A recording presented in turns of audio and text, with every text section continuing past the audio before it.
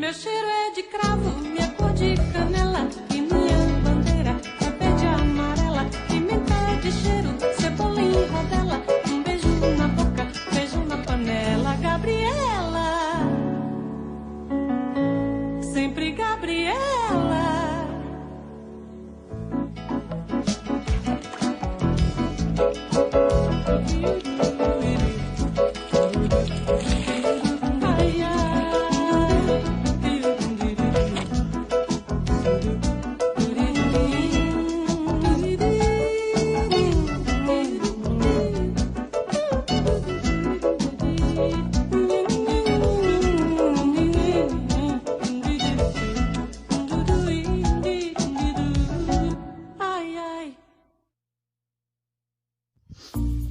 A Semana de Arte Moderna foi onde os artistas de diversas áreas reuniram suas obras entre 11 e 18 de fevereiro de 1922, em São Paulo, onde foi o pontapé inicial do modernismo brasileiro.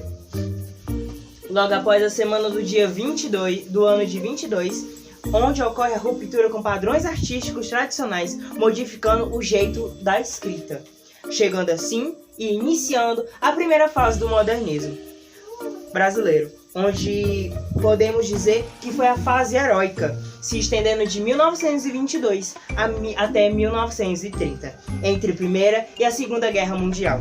A fase também pode ser lembrada pela República do Café com Leite, Minas Gerais de um lado e do outro São Paulo. E assim, chegando na segunda fase do modernismo, onde a gente pode falar que é a fase mais tranquila em relação à primeira. Durante essa videoaula, a gente vai saber e ver um pouco mais sobre essa fase cheia de mudanças que mexem diretamente com os artistas.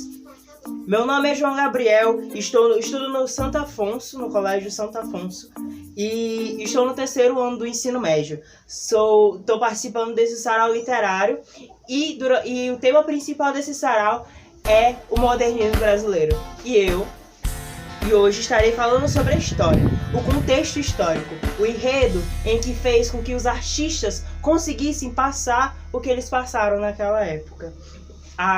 Sobre a segunda fase do modernismo. A segunda geração. A segunda fase do modernismo iniciou em 1930 e foi até 1945, onde, antes de iniciar a segunda fase do modernismo, a gente pode ver em 1929 o capitalismo, onde sofre grande impacto. Onde quem conhece a história, o craque da Bolsa de Valores, ou melhor falando, a quebra da Bolsa de Valores. Crise econômica que afetou os Estados Unidos. Assim, a oligarquia do café aqui no Brasil teve uma queda de compradores, onde teve a falta de compradores aqui. Em junho de 1931, 2 anos depois da queda da Bolsa de Valores, na cidade de Santos, no litoral de São Paulo, houve uma fumaça gigantesca sobre a cidade. Eram sacas e sacas de café sendo queimados. Mais ou menos 70% das exportações que o São Paulo tinha perdido por conta da falta de dinheiro dos Estados Unidos. Esse comando foi conduzido por Getúlio Vargas, que para poder diminuir o impacto negativo da crise do Brasil em que passava. Em 1930, como a gente pode chamar a Revolução de 30, onde Washington Luiz foi deposto por um golpe militar. Daí, seus candidatos entraram em eleição. Quem ganhou?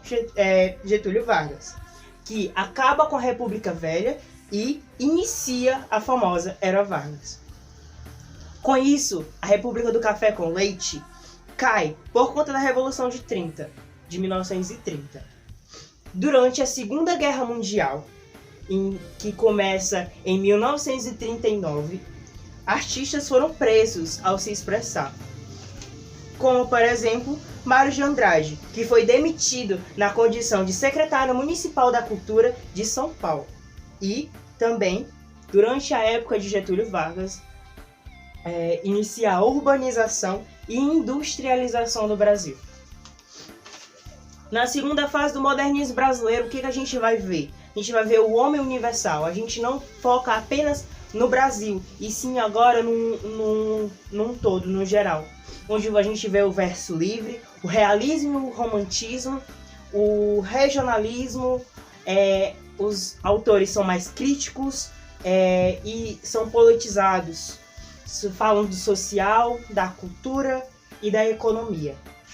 Os escritores já estão mais preparados, eles estão mais sentimentais, mais tranquilos em relação a tudo. Na poesia a gente encontra o Oswald de Andrade, que ele fala mais sobre a economia, a política, e em que ele defendeu Anita Malfatti do famoso Monteiro Lobato. Oswald, casado com Tarsila do Amaral, fundaram o movimento antropofágico. Mas, Gabriel, o que foi que aconteceu com Anita e Monteiro Lobato? Antes do modernismo iniciar, Anita Malfatti já tinha obras modernistas, onde Monteiro Lobato, em suas críticas, falou que suas obras eram anormais e começou a julgar o período modernista. Assim, sendo Monteiro Lobato um pré-modernista, Anita Malfatti, Mário de Andrade e Oswald de Andrade se juntaram para poder defender o início do modernismo brasileiro. Mário Quintana tinha seus textos simples, usava a ironia, a morte estava à espreita, onde ele se esperasse que a morte estaria ali. A existência do ser humano em que ele olhava para o ser humano de outra forma. Cecília Meirelles trazia questões existenciais. Ela é intimista e simbolista. Como uma das frases em que eu trouxe para vocês hoje tenho fases como a lua, fases de ser sozinha, fases de ser só sua. O Vinícius de Moraes traz o erotismo e o amor. Já Carlos Drummond de Andrade traz temas sociais, a política e personagens brasileiros, com a sua língua e seus costumes, a cultura brasileira, valorizando o Brasil. Antes da gente entrar na prosa, no Romance de 30, tem, em 1926, um congresso regionalista dos escritores do Nordeste, que Gilberto Freire, esse carinha aqui que vai aparecer bem aqui, que é sociólogo, ele escreveu um manifesto que convoca artistas para defender os valores nordestinos, patrimônio histórico. Então, Raquel de Queiroz, Jorge Amado, José Lins do Rego, Graciliano atenderam ao comando em que ele pedia para valorizar a arte nordestina. Começando na nossa prosa, que pode ser chamada de Romance dos 30. O que aconteceu?